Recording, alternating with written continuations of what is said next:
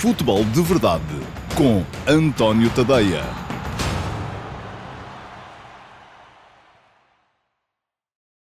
Então, olá pessoal, muito boa tarde. Sejam muito bem-vindos à edição número 140 do Futebol de Verdade para a temporada de 2023-2024, sendo que hoje é segunda-feira, dia 11 de março de 2024 e vamos ter aqui hoje uma edição com ataques rápidos. Vou já daqui a pouco pontuar basicamente aquilo que foi o futebol no fim de semana nos principais campeonatos, com alguns comentários breves, e teremos também a reposição das edições de ontem do Futebol de Verdade Flash, que foram relativas aos jogos Aroca 0, Sporting 3 e Benfica 3, Estoril 1. Ontem não tive propriamente uma noite tão tranquila como esperava, para estar sentado em frente ao televisor a ver as emissões televisivas relativas às eleições. Porquê? Porque ontem houve futebol em dia de eleições. Não é uma coisa muito habitual em Portugal. Aconteceu desta vez. Tivemos a jogar o Sporting, líder do campeonato, e o Benfica, segundo classificado do campeonato, e por isso mesmo os subscritores premium do meu Substack receberam ontem ainda à noite. Enfim, o segundo já foi um bocadinho tarde, porque depois meteram-se ali os discursos dos líderes partidários e também os quis ouvir, tive que interromper um bocadinho, de modo que o segundo flash do Benfica Estoril já seguiu, creio que um pouquinho depois das 2 da manhã. Mas, de qualquer maneira, cumpri aquele que é o meu compromisso convosco. Foram entregues ontem ainda as edições... Ontem, enfim, antes de eu me ir deitar. Já foi depois da meia-noite.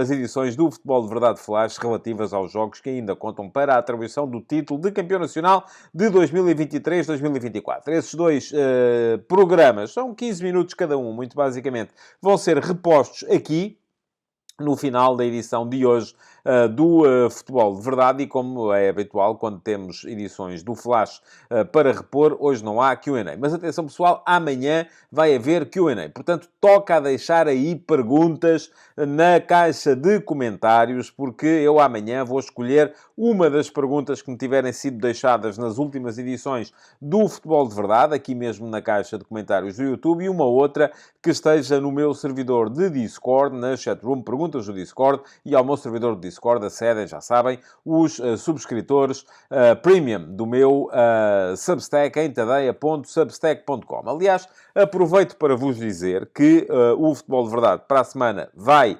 sofrer aqui algumas alterações.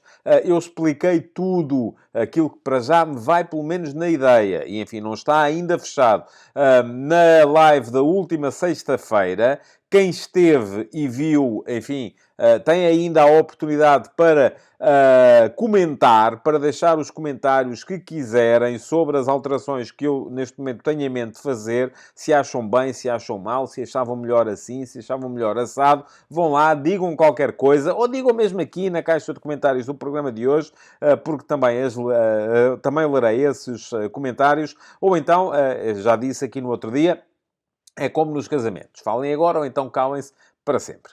E eu não vou voltar aqui a explicar tudo aquilo que me vai em mente, porque senão depois estou a ser acusado, e com razão, de estar constantemente aqui a fazer marketing, em vez de estar a fazer comentário desportivo. Portanto, meus amigos, quem quer saber aquilo que me vai na cabeça relativamente às alterações que quero fazer aqui no Futebol de Verdade, pode seguir um de dois caminhos. Ou vai ver a live da última sexta-feira, e ela está disponível aqui no meu canal de YouTube, ou então eu escrevi um texto no meu Substack a explicar aquilo que me vai em mente neste momento, e podem ler o texto aqui neste link que eu vos deixo. Vão lá, deem um salto lá, leiam o que lá está, a justificação para as alterações que eu estou a pensar fazer aqui também no Futebol de Verdade. Enfim, não é só aqui, é em toda a minha atividade como jornalista independente dos grandes grupos de média.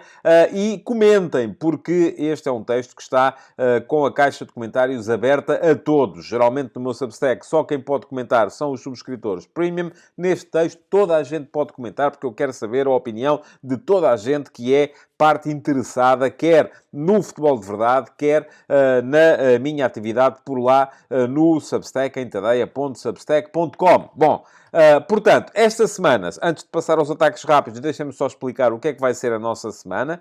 Estive aqui a olhar para os calendários, para as horas dos jogos, enfim, para perceber muito bem aquilo que há a fazer. Esta semana, hoje vamos ter, tal como já vos disse, ataques rápidos e a reposição das edições do Flash relativas ao Aroca 0, Sporting 3 e ao Benfica 3, Estoril 1. Amanhã, como não há edições do Flash para repor, não vai haver hoje nenhuma edição do Futebol de Verdade Flash, amanhã teremos Futebol de Verdade com ataques rápidos e Q&A. Portanto, meus amigos, deixem perguntas na caixa de comentários. Quarta-feira vamos ter Futebol de Verdade com ataques rápidos e a reposição do Flash do Arsenal Futebol Clube do Porto, que vai ser entregue amanhã, terça-feira, ao final da noite, aos subscritores premium do meu Substack. Porquê? Porque esses vão receber logo no dia do jogo. O jogo vai ser amanhã, 20 horas, no Emirates, em Londres. E quem não é subscritor premium do meu Substack vai poder ver ainda na quarta-feira, no seguimento do Futebol de Verdade desse dia. Portanto, quarta-feira, ataques rápidos mais reposição do Flash do Arsenal Futebol Clube do Porto. Quinta-feira, não há Futebol de Verdade. Mais uma vez, temos o horário do Futebol de Verdade invadido pelos jogos das equipas portuguesas na Liga Europa. O Rangers Benfica vai começar às 17h45 e depois às 20 horas há o Atalanta Sporting. De modo que na quinta-feira não há Futebol de Verdade. E na sexta-feira teremos live. Vai haver, eu preferi fazer assim, porque vai ser a edição em que vou anunciar as deliberações que tomei relativamente ao Futebol de Verdade e às alterações que vão entrar em vigor depois na segunda-feira seguinte, de modo que vou fazê-lo aqui em direto para poder estar aberto aos vossos comentários e à vossa interação ainda nessa edição em que vou anunciar a decisão final relativamente às alterações. Portanto, o que é que isto significa? Sexta-feira há live, sexta-feira não há edição gravada do Futebol de Verdade. Resultado, não vamos ter na live, porque não tenho a possibilidade técnica de o fazer, a reposição das edições do Flash relativas ao Rangers Benfica e ao Atalanta Sporting. No entanto, quem quiser poderá ver esses programas de forma independente, aqui mesmo também no meu canal de YouTube, tal como estão disponíveis as edições dos jogos da primeira mão, que também não foram repostos, porque na sexta-feira passada houve live e não houve edição gravada. Mas quem quiser ver aqui no canal, aliás, como acontece com os flashes de todos os jogos, eles ficam disponíveis passado o período em que são exclusivos para os subscritores premium do meu Substack e membros premium do meu canal, do clube do meu canal de YouTube. Poderá também depois, na sexta-feira, à noite, ver essas edições dos flash relativas a esses dois jogos que vão ser jogados na quinta. Para já, vamos passar aos ataques rápidos para hoje, porque houve muito e bom futebol para ver durante este fim de semana. Futebol de Verdade com António Tadeia.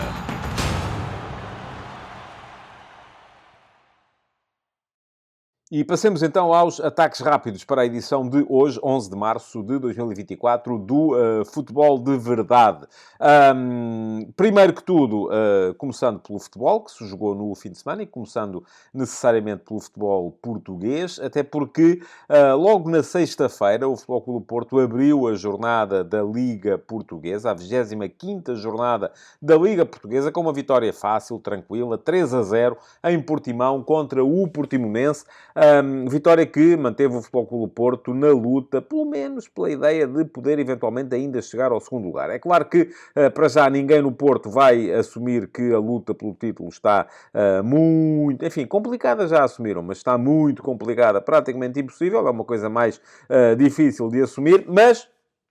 A verdade, e isto, enfim, escudado naquela ideia de que o próprio Sérgio Conceição já várias vezes explicou, que já foi campeão partindo com 7 pontos de atraso e já perdeu um campeonato partindo com 7 pontos de avanço. Ora, neste momento, o Porto está precisamente a 7 pontos do Sporting, que, no entanto, tem um jogo a menos. Portanto, se o Sporting ganhar esse jogo em atraso, em Famalicão, esses 7 pontos transformar-se-ão em 10. A questão é que essas situações que o Sérgio Conceição descreveu, em que o Porto foi campeão partindo com 7 pontos de atraso e perdeu um campeonato depois de ter tido 7 pontos de avanço, não só aconteceram mais cedo na época, e neste momento já só faltam 9 jornadas para acabar o campeonato, como foram 2 campeonatos em que havia apenas 2 equipas na luta. Portanto, bastava que uma delas tivesse ali uma quebra para que a outra, mantendo uma boa cadência de resultados, pudesse lá chegar. Ora, o problema para o Porto neste momento é que não lhe falta só recuperar 7 pontos para o Sporting. Para ser campeão, precisaria de recuperar 7 pontos para o Sporting, mais 6 pontos para o Benfica,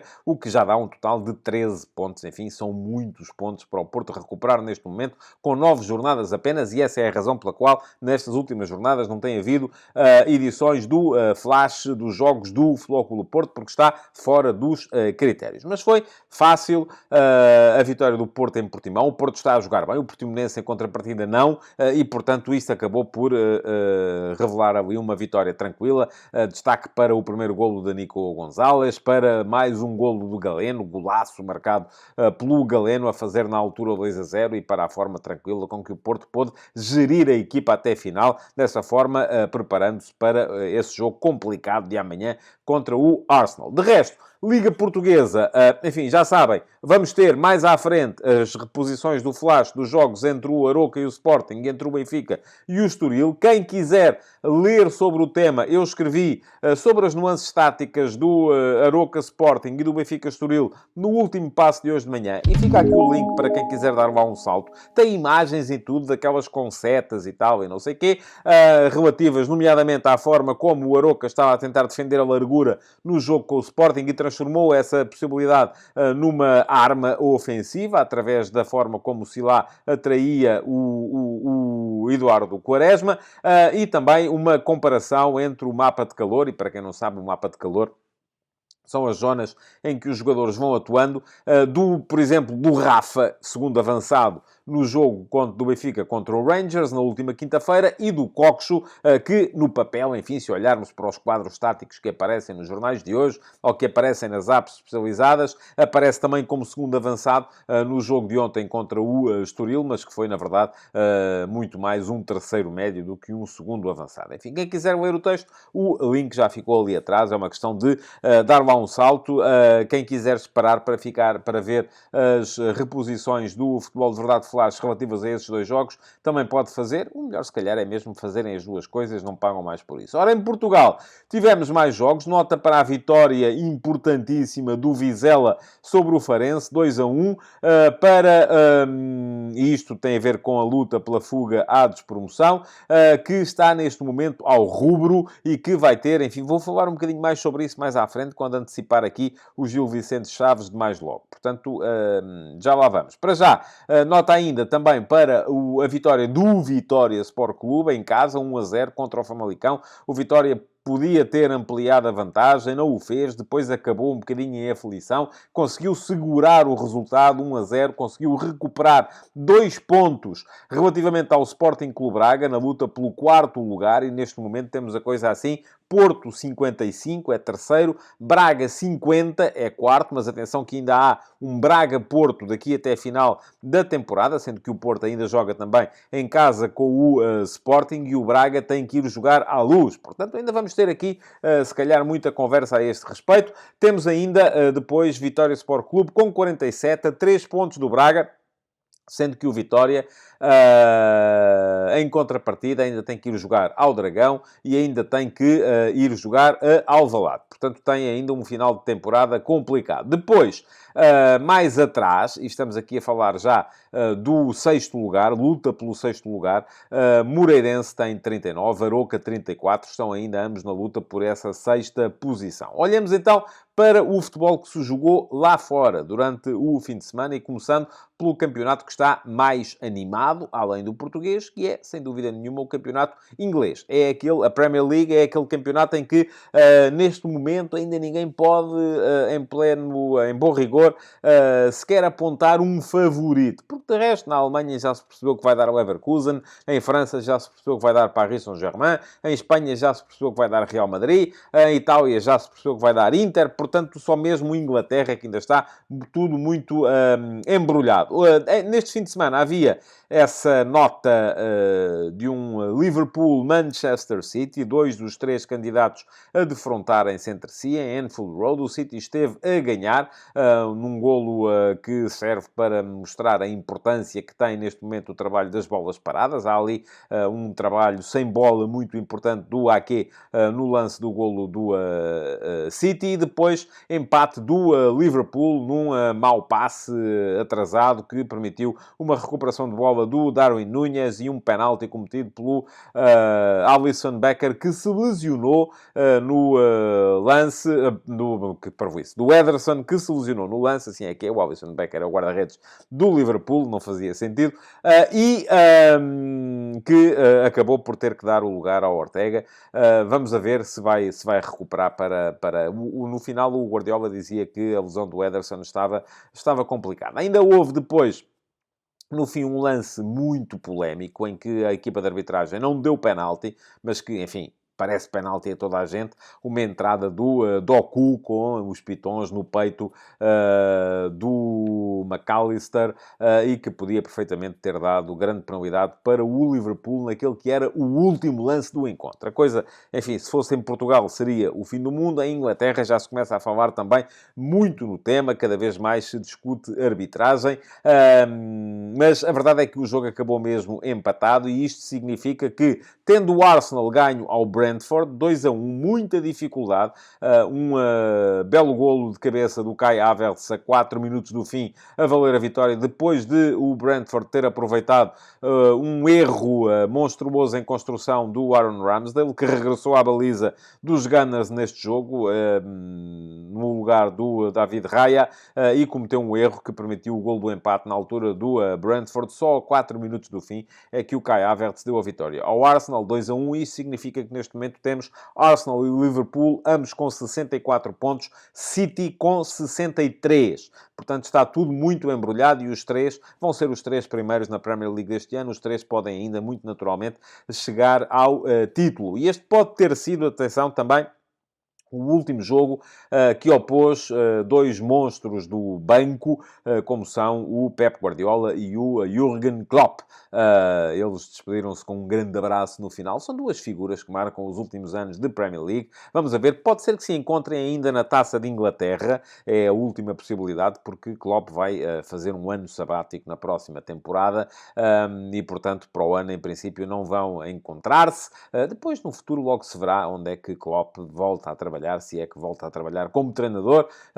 Ele diz que está exausto neste momento e, portanto, não está muito para aí virado. Está também ao rubro, depois, a luta pela 4ª posição da Premier League. A 4ª posição, pelo menos, dará acesso à próxima Liga dos Campeões. Pode ser que dê a 5ª também, isso ainda está depois em disputa. Porquê? Porque já se sabe que na próxima época, na Liga dos Campeões, as 2 nações, os 2 países que fizerem mais pontos nesta temporada, isto só se vai saber no final da época, vão ter uma vaga extra na próxima Liga dos Campeões. Neste momento é mais ou menos seguro que Itália vai ser uma desses países.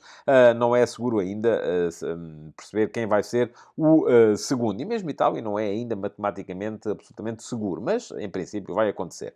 Inglaterra está bem posicionada para ser uma dessas nações, mas para já seguríssimo, só mesmo que o 4º lugar vai dar acesso à Liga dos Campeões e o 4º neste momento ainda é o Aston Villa, apesar de ter apanhado 4-0 em casa do Tottenham, todos os golos na segunda parte a favor do Tottenham, 2 deles já no período de compensações. Isto significou que o Tottenham, com um jogo a menos, já está apenas a 2 pontos do Villa nessa luta pela quarta posição. Villa 55, Tottenham 53. O Manchester United, que ganhou ao Everton por 2-0 com 2 penaltis, vem mais longe com 47. Já parece demasiado longínquo para poder lá chegar, mas enfim, já se sabe que em Inglaterra as coisas podem virar daqui até a final. Ora, muito bem, continuemos para um campeonato que, enfim, está mais ou menos decidido, mas daqueles que estão mais ou menos decididos ainda é aquele que oferece mais dúvidas, que é o campeonato espanhol. E no campeonato espanhol, os da frente ganharam todos. Não tem sido muito habitual que isso aconteça. O Real Madrid aviou o Celta de Vigo por 4-0 ontem e dessa forma respondeu da melhor maneira à vitória do Barcelona sobre o Mallorca, 1-0, golaço do Lamine Yamal. Quem não viu vá ver, porque vale bem a pena. Foi na sexta-feira. E depois à vitória do Girona, que finalmente lá ganhou, desta vez ao Osasuna, por 2-0. O que é que isto quer dizer? Real Madrid 69 pontos, Girona 62, ainda é segundo, e vamos ficar todos à espera de ver se o Girona consegue mesmo a qualificação para a Liga dos Campeões e como é que a UEFA vai descalçar a bota que lhe é colocada à frente por causa da tal questão do Citigroup, porque o Girona pertence ao mesmo grupo económico ao qual pertence o Manchester City. Depois, portanto, eu estava a dizer, Real Madrid 69, Girona 62, Barcelona 61. Quem ficou mais para trás foi o Atlético de Madrid, que perdeu em Cádiz por 2-0 e desta forma já está com 55 e vai ter que segurar a quarta posição, e lá está a presença na próxima edição da Liga dos Campeões face à aproximação do Atlético de Bilbao, que tem 53. Em França, o Paris Saint-Germain continua a não ganhar, mas continua a manter uma vantagem absolutamente estratosférica sobre o segundo. Desta vez empatou 2-2 com o Stade Reims, mas mantém 10 pontos de avanço para o segundo. O segundo é o Stade Brest, que perdeu em Lens, com o Racing Lens, por 1-0. O que é que isto significa? Que o PSG mantém 10 pontos de avanço e marcou o Gonçalo Ramos no empate do PSG contra o Stade Reims, 2-2. Mantém 10 pontos de avanço o PSG para o Stade Brest, e o Stade Brest tem 46 e a seguir vem uma série de equipas candidatas às posições de Champions. E ali, em França, a grande luta vai ser mesmo pela segunda posição. Brest 46, Monaco 45, o Lille do Paulo Fonseca a reentrar na luta tem 42, tantos como o Racing Club Lens, e depois ainda vem o Nice com 40 e o OM, que também está a voltar e já tem 39. Portanto, vamos a ver se o OM ainda consegue imiscuir-se nesta luta por uma posição na Liga dos Campeões. Passamos para a Alemanha, onde o Bayern, finalmente, parece ter encontrado naquela vitória sobre a Lazio, que lhe permitiu seguir para os quartos de final da Liga dos Campeões, alguma inspiração. Recebia o FSV Mainz e ganhou por 8-1. 3 golos e uma assistência do Harry Kane. Harry Kane cada vez mais lançado para ganhar a Bota de Ouro deste ano. E atenção, não se esqueçam de uma coisa, é que não só o Harry Kane já tem 30 golos na Bundesliga, como os golos da Bundesliga, tal como os golos das Big Five, valem a dobrar, enquanto os golos na Liga Portuguesa, por exemplo, só multiplicam por 1,5 nesta classificação muito particular da Bota de Ouro.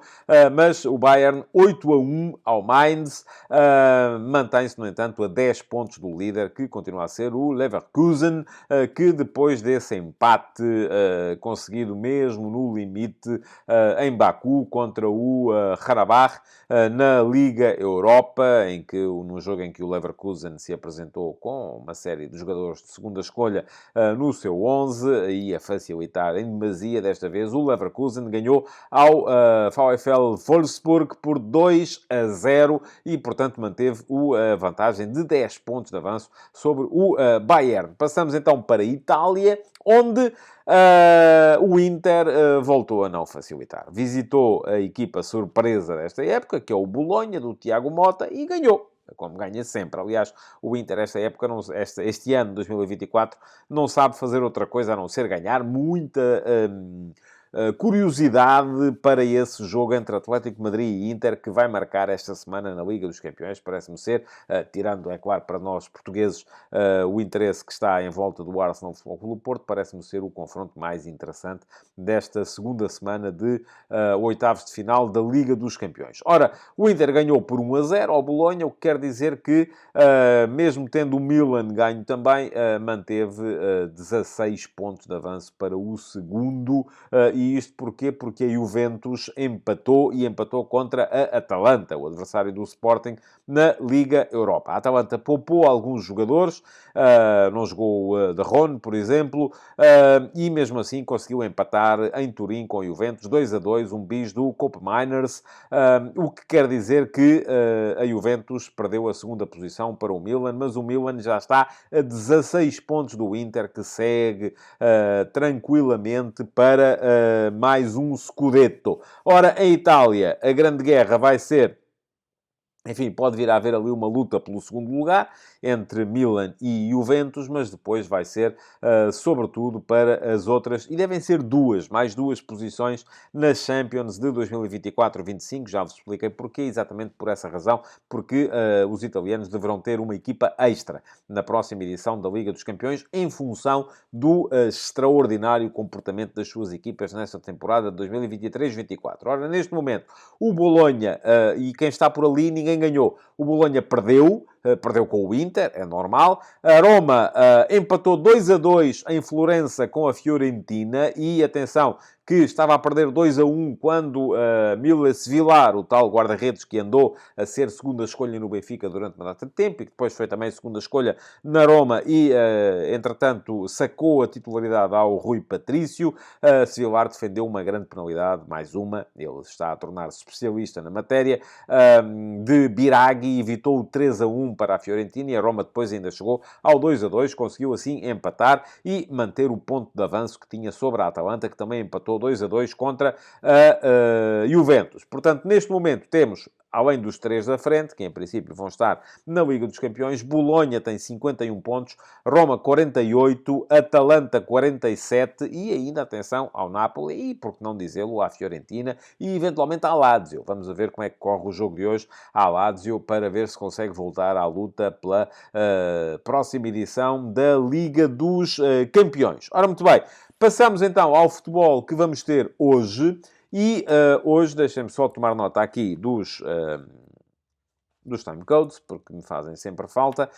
Hoje vamos ter, então, pelo menos 3 jogos que a mim me parecem particularmente interessantes, a começar exatamente por esse Lazio Udinese da Série A. A Lazio é nona neste momento, mas atenção, o quinto lugar vai, em princípio, dar Liga dos Campeões na próxima época, e a Lazio, se ganhar hoje, 19h45, em casa à Udinese, fica a 5 pontos desse quinto lugar. Portanto, perfeitamente dentro da luta para voltar na próxima época à Liga dos Campeões. Recebe uma equipa da Udinese que está a lutar para fugir às posições de despromoção. Ora, 20 horas.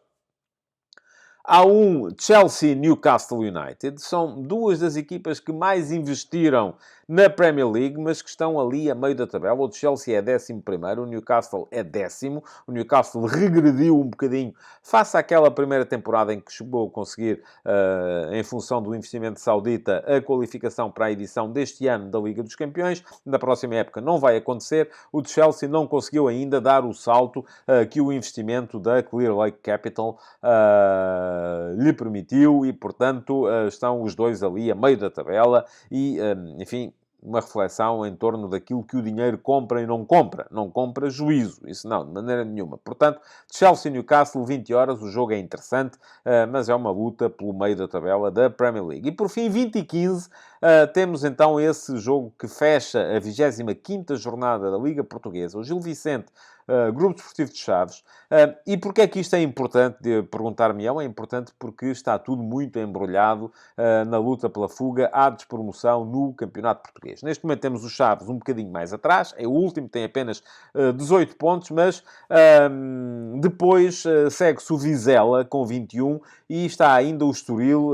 Portanto, Chaves e Vizela estão nas posições de despromoção imediata e depois está o Estoril na posição de play-off com 22. Portanto, vamos imaginar que o Chaves hoje ganha, fará 21, fica ali encostado ao Vizela, que ganhou também ao Farense, e a um ponto do Estoril, que está na posição de play-off. E depois, avança-se por aí afora, e está Portimonense 23, Rio Ave 24, Estrela da Amadora 25, Famalicão 20, Farense 26, Cova, Casa Pia, Famalicão, ia dizer Cova da Piedade. Não, não é. O Casa Pia tinha aqui só CP e foi para onde me fugiu. Também podia ser os Caminhos de Ferro, mas não. É o Casa Pia, Famalicão e Gil Vicente 27, Boa Vista 28. O que é que isto quer dizer? Que há 6 pontos entre a 16ª posição, que é a posição que obrigará uma equipa a jogar contra o terceiro da segunda Liga por uma vaga na próxima edição da primeira, e o oitavo classificado, que neste momento é o Boa Vista, que tem 28. Enfim, o Gil Vicente, se ganhar hoje, pode fazer 30 e colocar-se no oitavo lugar, então uma distância maior, a 8 pontos do 16º. Faltam 9 jornadas e isto vai estar entre estas equipas, tudo embrulhado até a final, para perceber quem é que vai descer e quem é que vai ao play-off e quem é que vai manter-se na Primeira Liga para a próxima temporada. Mais 2 notícias relativamente ao dia de hoje. Uma delas para vos dizer que Mehdi Taremi foi convocado, seguiu com o Futebol Clube do Porto para Londres, vai estar disponível para Sérgio Conceição no jogo de amanhã e, enfim, não creio que vá ser titular. Acho que o Porto tem o seu 11 perfeitamente encontrado e acredito que vai jogar exatamente com esse 11, sem adaptações estratégicas que envolvam troca de jogadores na partida contra o Arsenal, mas é sempre mais uma solução que Conceição terá no banco para poder lançar durante o jogo, caso venha a precisar dele. Por fim, para vos dizer que a Liga divulgou hoje que 24-25, a Final Four da Taça da Liga vai voltar a ser em Leiria. Portanto, estava aí muita gente com medo que a Taça da Liga fosse para o estrangeiro, que fosse para a Arábia Saudita, que fosse para se fosse onde fosse. Não vai acontecer. Para o ano ainda vai ser em Portugal, apesar do tal esforço que eu acho que não faz nenhum sentido da Liga para ter apenas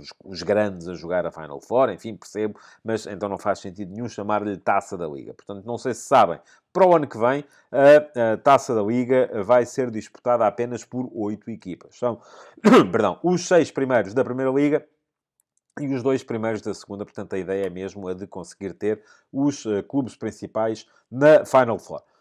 Eu não sei se repararam, mas tive mesmo que interromper aqui a gravação, porque deu-me aqui um pico na garganta, tive mesmo que tossir e tossir com força. Portanto, meus amigos, estava a falar-vos da Taça da Liga, mas por muitos esforços que tenha havido da parte da Liga para tentar internacionalizar a competição, para tentar levar a competição para um país estrangeiro que pagasse bem por ela, a verdade é que temos que nos render à evidência. A evidência é que não foi por uma questão, certamente por uma questão de respeito pelo público português que quer ir assistir aos jogos. Não, terá sido mais por outra razão, é que não terá havido assim grande interesse internacional por albergar esta competição, mesmo que ela venha a garantir a presença dos 4 maiores clubes neste momento do futebol português, porque, enfim, o dinheiro não acaba por não chegar, e o dinheiro não chegando, não há razão nenhuma para deslocalizar a competição. Pronto. Já sabem, a seguir vêm daí as edições do Futebol de Verdade Flash relativas ao Aroca 0, Sporting 3 e ao Benfica 3, Estoril 1. Se quiserem garantir que recebem as edições do Futebol de Verdade Flash logo na noite dos jogos, aí não precisam de ficar 24 horas à espera para as verem. Bom, o que é que têm que fazer? Têm que ser subscritores premium do meu Substack, custa-vos 5 euros por mês ou 50 euros por ano, caso em que recebem 2 meses de borla, com um comprometimento mais duradouro com o meu jornalismo independente dos grandes grupos de média, e têm aqui o link para fazerem a vossa subscrição. Não custa nada, é só chegarem lá. Não custa nada, não, quer dizer, custa 5 euros por mês, mas não é difícil fazer essa subscrição, é só chegarem lá e escolherem a opção que querem. Se não querem fazer a subscrição premium e quiserem fazer a subscrição gratuita, também é possível, é só chegarem lá e clicarem em cima do botãozinho que diz grátis, ou free. Não sei como é que vos vai aparecer, se em português ou em inglês. Portanto, é só chegarem lá, fazerem a subscrição e mesmo que façam a subscrição gratuita, garantem pelo menos que recebem não só os primeiros parágrafos dos textos a que eu vou produzindo, como também são alertados e recebem os textos gratuitos, aqueles que são gratuitos, como é o caso, por exemplo, no Último Passo, a minha crónica de reflexão matinal sobre a atualidade de futebol nacional e internacional. Ora, quem quiser fazer a subscrição premium tem direito a mais, tem direito a todo o arquivo, tem direito a ler os textos até ao final, aqueles que são exclusivos para subscritores premium. E atenção! Alguns dos comentários que me foram deixados naquele texto de que vos falei no início do programa sobre as mudanças que vão acontecer aqui no Futebol de Verdade e também no meu Substack, diziam: António, porreira era se tu passasses a incluir para subscritores premium uma versão em áudio dos textos e tal. Meus amigos, já existe. Agora, têm que ser subscritores premium do meu Substack e, se forem subscritores premium do meu Substack, têm acesso ao meu canal de Telegram, além de terem acesso ao meu servidor de Discord, onde vamos conversando sobre futebol todos uns com os outros. Eu estou lá pelo menos uma vez por dia. Mas no meu canal de Telegram recebem os textos já lidos por mim e, portanto, podem ouvi-los enquanto estão a cumprir outras tarefas do vosso dia-a-dia. Portanto, não têm que gastar tempo a ler e alguns daqueles textos demoram muito tempo a ler. Outra coisa que podem fazer também é inscreverem-se no meu canal de YouTube. E se inscreverem no meu canal de YouTube e ativarem as notificações, garantem que o próprio YouTube vos avisa sempre que houver novas edições do Futebol de Verdade. E aí não pagam rigorosamente nada por isso. Fica aqui o link para poderem chegar lá. É só clicarem em cima do botão que diz inscreve-te aqui e depois clicarem também em cima do sino para ativar as notificações e garantir que o YouTube vos avisará quando houver novos conteúdos por aqui no canal. Para já, fiquem por aí, porque vamos ter então a reposição das edições do Futebol de Verdade Flash relativas ao Aroca 0 Sporting 3 e ao Benfica 3 Estoril 1. Futebol de Verdade com António Tadeia.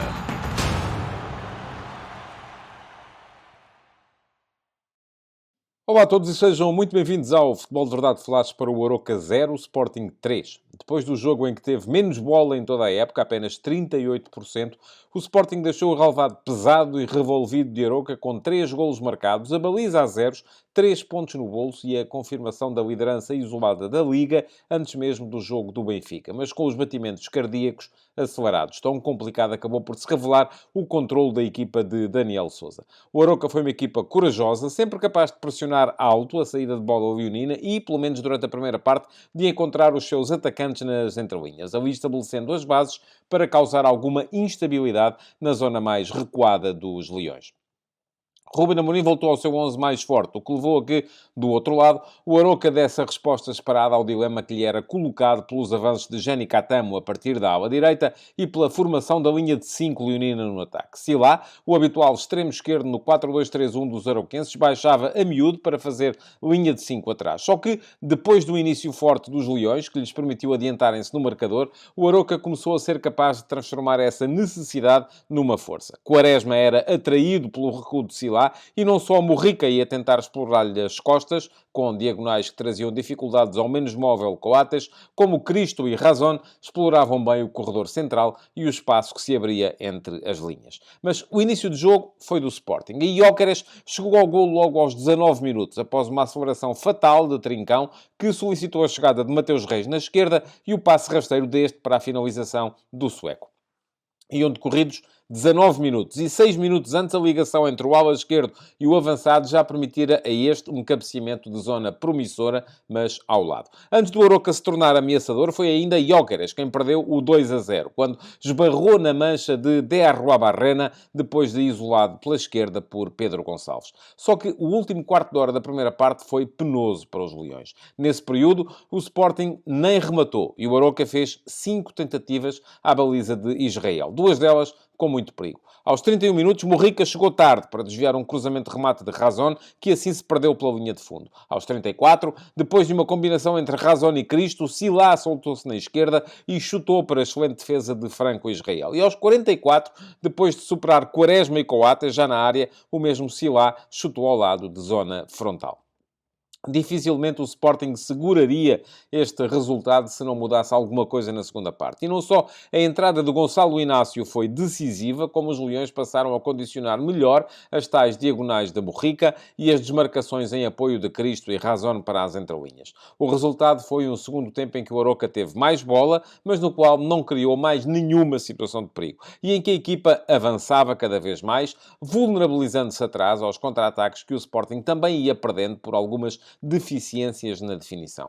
Gyökeres, agora isolado por Morita, voltou a ver De Arruabarrena tirar-lhe o 0-2 com uma grande defesa logo aos 49 minutos. E aos 89, em 3-2, o sueco prendeu a bola por demasiado tempo, levando a que a situação se perdesse. Só que as transições começavam a ser fatais para uma equipa do Aroca demasiado subida em busca do empate. No primeiro minuto de compensações, Yulman ganhou uma bola, ainda bem dentro do seu meio-campo, serviu Paulinho, que descobriu Catamo na largura. O ala veio da direita para o meio e resolveu o jogo à lei da bomba. O Sporting fez ainda o 3-0 em nova recuperação de bola de Yulman, esta em zona alta do campo e para os pés de Gyökeres. O sueco, desta vez, honrou a presença do companheiro e deu-lhe a bola de volta para que este consumasse uma vitória leonina que foi justa, mas que devia ter sido por uma vantagem menos ampla.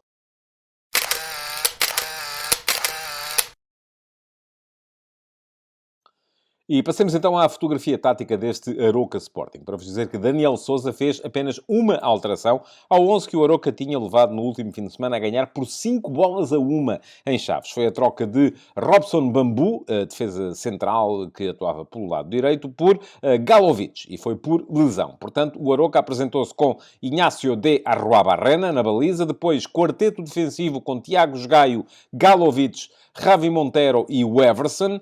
O meio-campo estavam Pedro Santos e David Simão. E mais à frente, Razón e Cristo alternavam muito. Ora, Razón mais sobre a direita, Cristo mais pelo meio. Ora, até ao contrário, com Cristo a ir à procura do espaço na direita para tentar desmobilizar as marcações leoninas, permitindo que Razón aparecesse mais por dentro.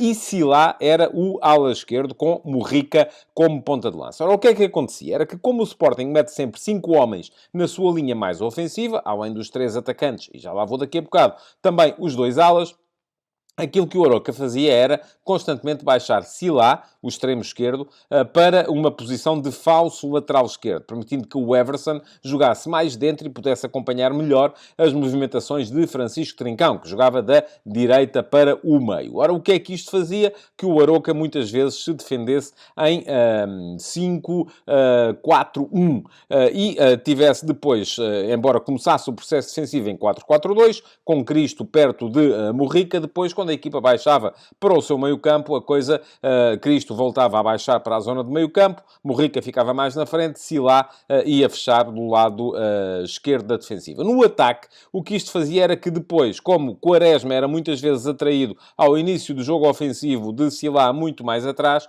o espaço no lado direito da defesa do Sporting se abria e era muito por lá que Morrica acabava por cair em diagonais constantes, levando a que Coates tivesse que muitas vezes também abandonar a zona central, e isto deixava o espaço nas entrelinhas quase sempre livre para as movimentações de Cristo e Razón, que eram os 2 homens que causavam mais perigo no ataque do Aroca. Mas para percebermos melhor isto, é preciso olhar para a equipa do Sporting. E Ruben Amorim fez 3 alterações relativamente ao 11 que tinha empatado uma bola com a Atalanta na última quarta-feira. Trocou a Kobakuan de Rendi no meio-campo por Yulman, regresso do titular. Trocou Paulinho por Gyökeres na frente, regresso do titular também. E trocou Marcos Edwards por Pedro Gonçalves, também regresso do titular.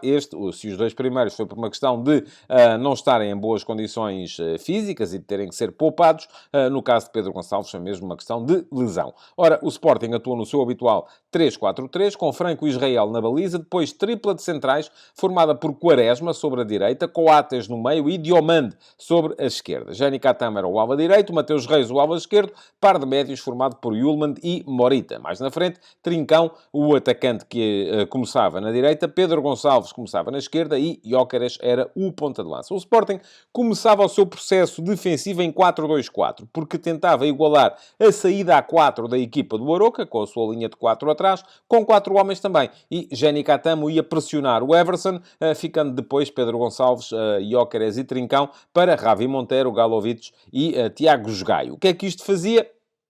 Que se Sila estava mais recuado no campo, conforme já vimos há bocadinho, muitas vezes Eduardo Quaresma era atraído para zonas mais avançadas e ele funcionava quase como um falso lateral direito. E o Sporting muitas vezes apresentava-se então defensivamente, no início do processo, pelo menos neste 4-2-4. E então abria-se o tal espaço para as diagonais de Morrica e para a presença no espaço interior de Cristo e Razón. Foi isso que Rúben Amorim tentou alterar ao intervalo, quando substituiu Quaresma por Gonçalo Inácio. Diomande foi jogar para o lado direito da defesa e houve, com certeza, instruções aos jogadores para não se deixarem ir tanto no engodo e o Sporting passou a marcar mais a posição do que o adversário e passou a condicionar muito melhor as tais movimentações, não só de Morrica para o espaço nas costas, neste caso de Diomande, que era agora o central direito, como também a presença aproximando Yulman e Morita da sua tripla de trás,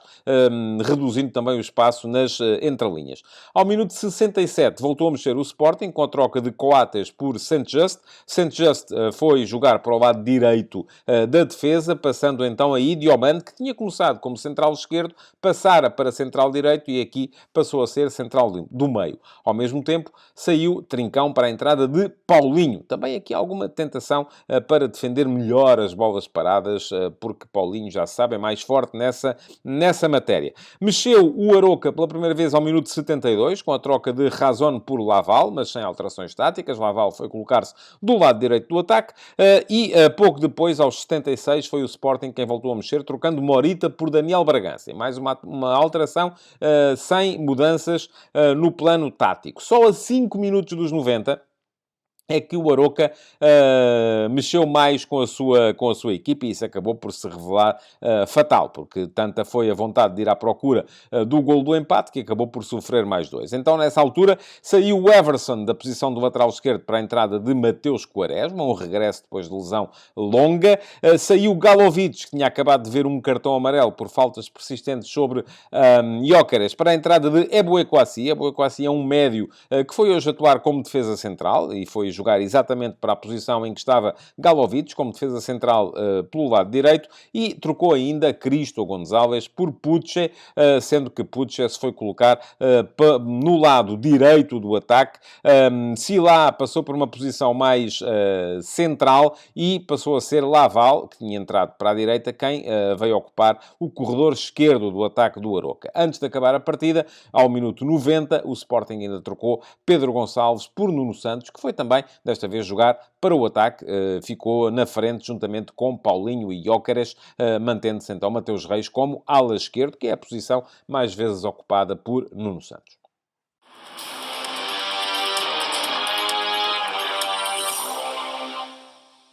Os homens da frente do Aroca, já se sabe, são sempre os jogadores que mais dão nas vistas nesta equipa de Daniel Sousa e hoje não deixou de ser assim.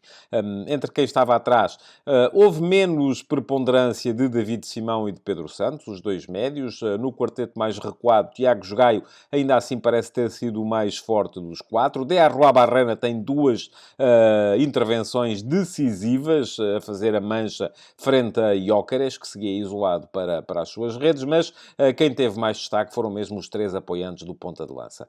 Razón e Cristo Gonzalez buscando sempre as entrelinhas e sempre com capacidade para receber bola ali e para lançar a confusão no setor defensivo dos Leões, mas, sobretudo, Sila. É um jogador que me enche as medidas, um jogador que tem cultura tática, tem condução, tem capacidade individual, tem 1 para 1 e, além disso, tem ainda boa capacidade defensiva. Foi o melhor jogador do Aroca, no meu ponto de vista, na partida partida de hoje. Mas os heróis acabaram por estar do outro lado. O Sporting ganhou o jogo por 3-0. Israel fez uma defesa monumental, num remate precisamente de Silá, a impedir na altura aquele que podia ter sido o gol do empate e que poderia complicar bastante as coisas para o Sporting. De todos os que estiveram atrás, Diomande foi o mais regular, Inácio entrou muito bem e foi importante na forma como a equipa segurou a partida na segunda parte.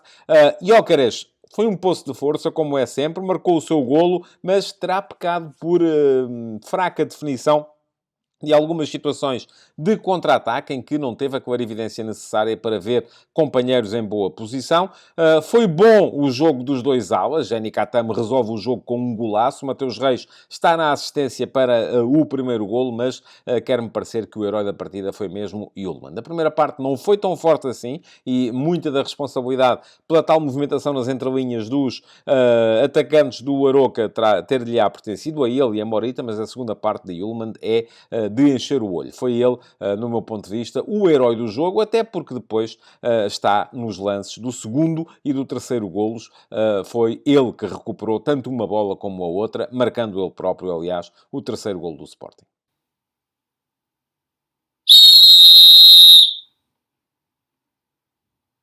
Decorreu normalmente e sem erros a arbitragem de Nuno Almeida neste Aroca Sporting. Há 4 lances à partida mais discutíveis, mas em todos o árbitro acabou por decidir bem. O primeiro foi logo o primeiro gol do Sporting, minuto 19. Gyökeres estava em jogo e viu bem a equipa de arbitragem logo no campo. Foi essa decisão confirmada depois pelo VAR. Estava 24 centímetros atrás da linha da bola e parece que, além disso, não só ele estava em posição regular, como o próprio Galovic estaria mais próximo da linha de fundo do que ele. Portanto, mesmo que estivesse à frente da linha da bola, acabaria, se calhar, por ser validada a sua posição. Depois, ao minuto 30, o Aroca pediu grande penalidade por alegada mão de Coates, mas não, a bola bate no abdômen do defesa central do Sporting. Ao minuto 32, foi a vez do Sporting pedir penalti por choque de Jenny Katame com Ravi Monteiro, mas é o atacante ou o ala direito do Sporting quem vai contra o defesa central do Aroca, sem que este pudesse fazer nada para evitar esta colisão. E a mesma coisa acontece também ao minuto 70, quando foi a vez do Aroca pedir mais uma grande penalidade, neste caso por causa de um choque entre Mateus Reis e Tiago Jogaio. Tiago Jogaio desviou a bola do ala esquerdo do Sporting, este ainda assim conseguiu desviá-la e depois acabam por chocar os dois já dentro da área do Sporting, mas sem falta. Portanto, boa arbitragem do Nuno Almeida, que ainda por cima teve o mérito de retardar ao máximo a exibição de cartões amarelos, só mesmo nos últimos 10 minutos é que os mostrou. Foi uma boa arbitragem esta de Nuno Almeida. Futebol de Verdade com António Tadeia.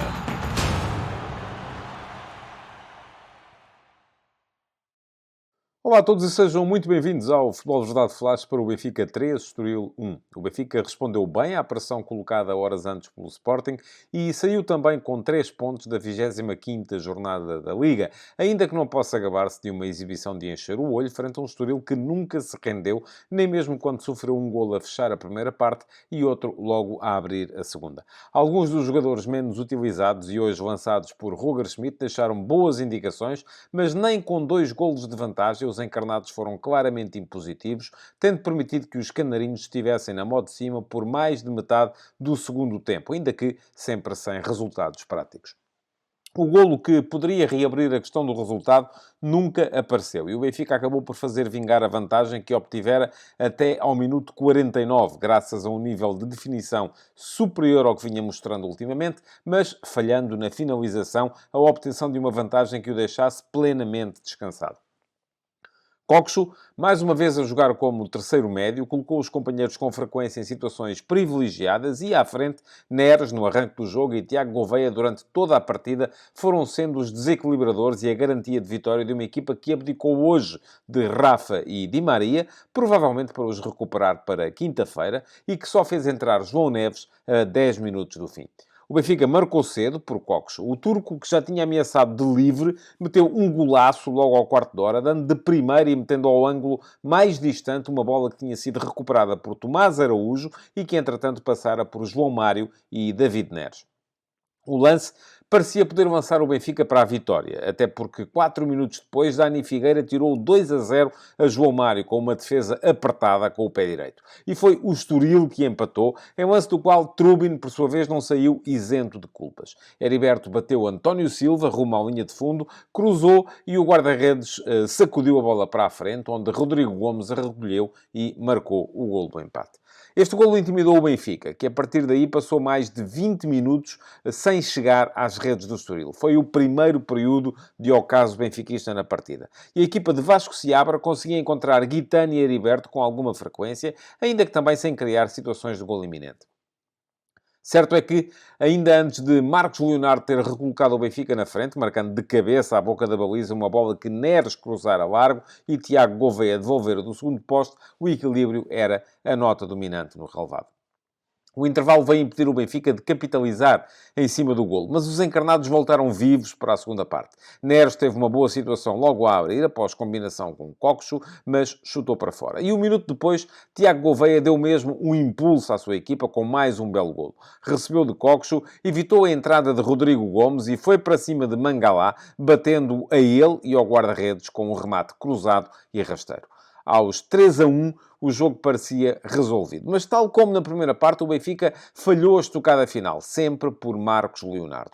O atacante brasileiro, que hoje se estreou como titular, recolheu aos 62 minutos um mau passe na saída de bola do Estoril, mas rematou para Dani Figueira. E 3 minutos depois, após uma boa jogada de Orsnes à linha, forçou mais uma grande intervenção do guardião estorilista. Acabou aí o Benfica, que entrou então no seu segundo período de ocaso e não rematou entre o minuto 65 e um tiro de João Neves à barra, já ao minuto 90.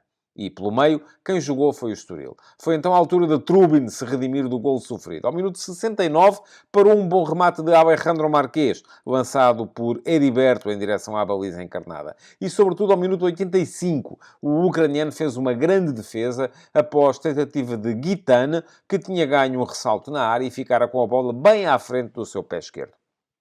Foi Trubin quem impediu então que o Estoril regressasse a um jogo em que o Benfica foi melhor, mas em que, com um pouco mais de segurança atrás, o Estoril podia perfeitamente ter prolongado a discussão dos pontos até final.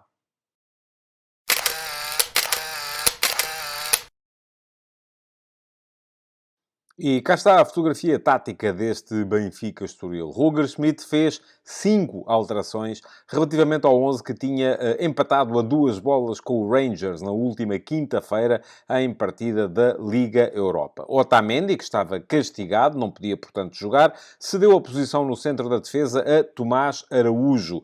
Mais à frente, na zona de meio-campo, não jogou João Neves, este para ser poupado, regressando à equipa João Mário. Rafa, o segundo avançado, também saiu da equipa para entrar Coxo, o que automaticamente transporta o Benfica mais para o 4-3-3 do que para o 4-2-3-1 ou até mesmo para o 4-4-2.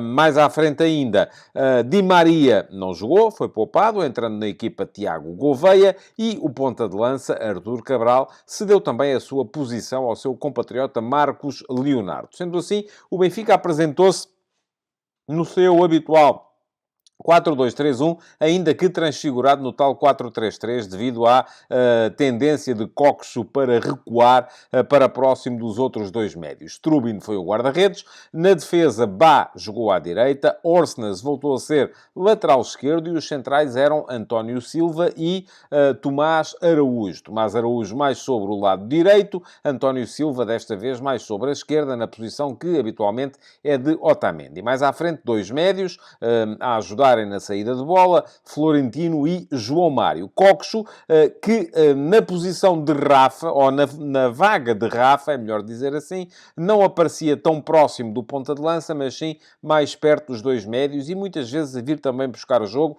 e a tentar ter ângulo de visão sobre o campo para poder lançar os companheiros. Aparecia mais como terceiro médio do que como segundo avançado. E no ataque, então, havia David Neres, a partir do corredor direito, Tiago Gouveia a partir do corredor esquerdo e Marcos Leonardo na posição de ponta de lança. Ora, do outro lado, Vasco Seabra manteve o 3-4-3, que é o sistema habitual do Estoril, mas fez 3 alterações relativamente à equipa que tinha perdido na última jornada em casa com o Vitória Sport Clube por 3-1. O Inter, o defesa central que costuma atuar pela esquerda, cedeu a vez a Eliakim Mangala, que foi jogar também precisamente aí. Na frente, Alejandro Marquês, ponta de lança, cedeu a vaga a Cassiano, também ponta de lança. E um dos avançados de apoio, João Marcos, também não foi titular, aparecendo em sua vez Wagner Pina, sendo que Pina foi jogar para ala direito, o que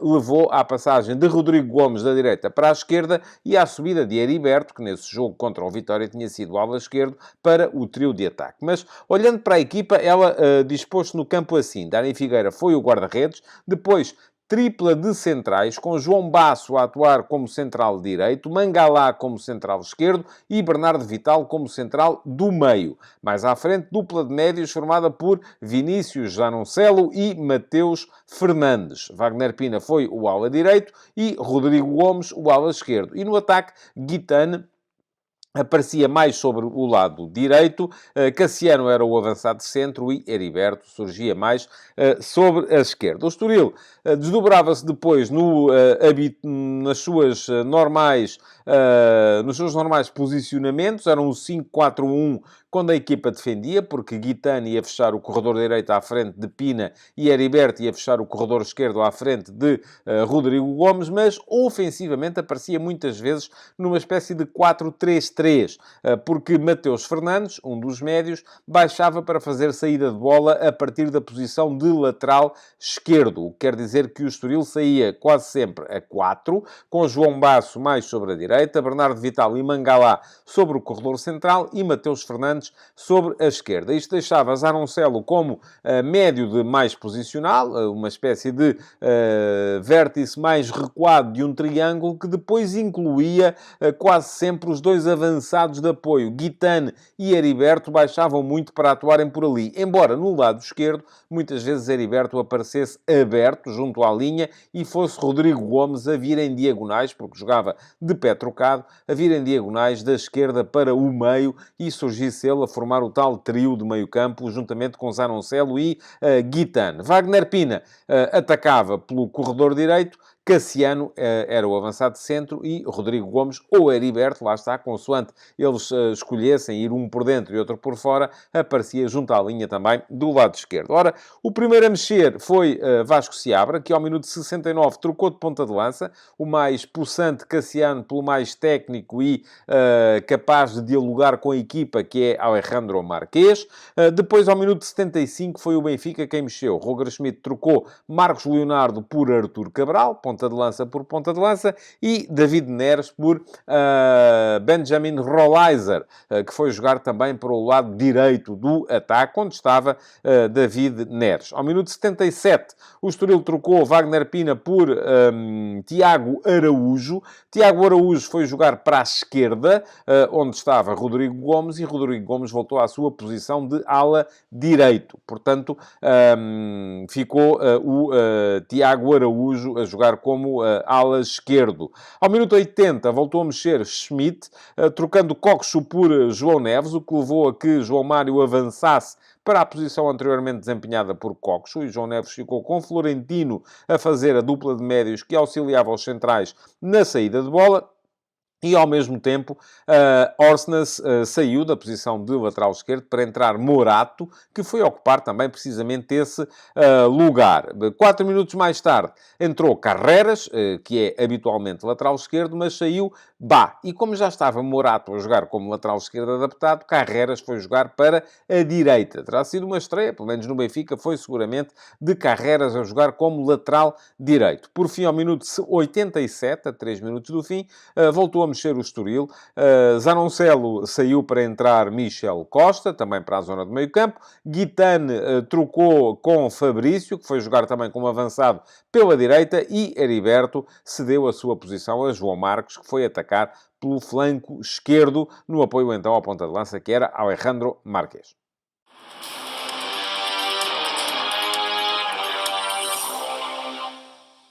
A equipa do Estoril teve em Dani Figueira, o guarda-redes, em Wagner Pina, o ala direito, e em Heriberto, o avançado esquerdo, os três melhores jogadores. Zanocelo foi um médio quase sempre regular, mas sem brilhar.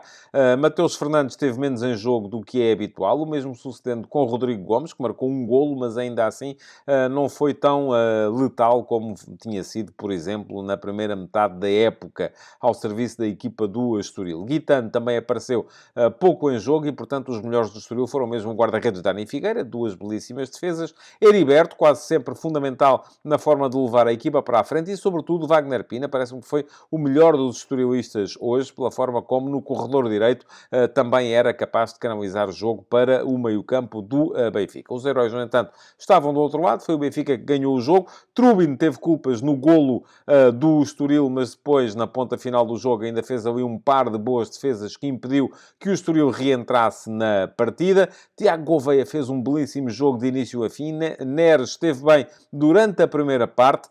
Faltou um bocadinho de meio-campo ao Benfica, que teve em Orsnes também um jogador importante a canalizar o jogo pelo corredor esquerdo.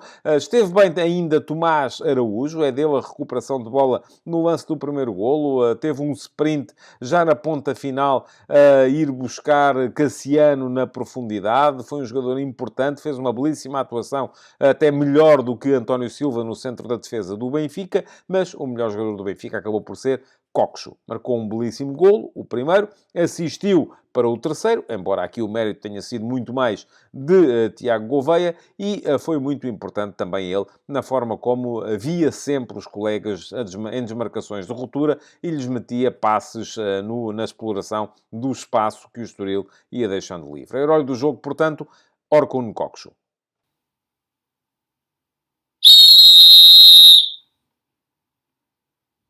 A arbitragem de Manuel de Oliveira teve um erro grave, que foi o não assinalar de uma grande penalidade a favor do Benfica ao minuto 65, quando Mangalá primeiro atingiu o pé esquerdo de Marcos Leonardo com uma entrada perigosa de pé esquerdo e de sola, no momento em que Marcos Leonardo se preparava para rematar, e acabou por rematar, porque Dani Figueira defendeu esse remate, e depois, no seguimento do carrinho, mas com a bola ainda em jogo, acabou com a outra perna, com a perna direita, por derrubar Marcos Leonardo. Portanto, foi uma falta cometida duas vezes. Ora, Manuel de Oliveira foi chamado pelo VAR para ver as imagens, sinal de que o VAR achava que havia ali um erro claro e óbvio, e portanto o chamou para analisar, mas não se deixou convencer e acabou por anunciar, aliás, inclusive anunciou no seguimento desta medida que esta jornada estreou na Liga Portuguesa, em que os espectadores podem ouvir o árbitro a justificar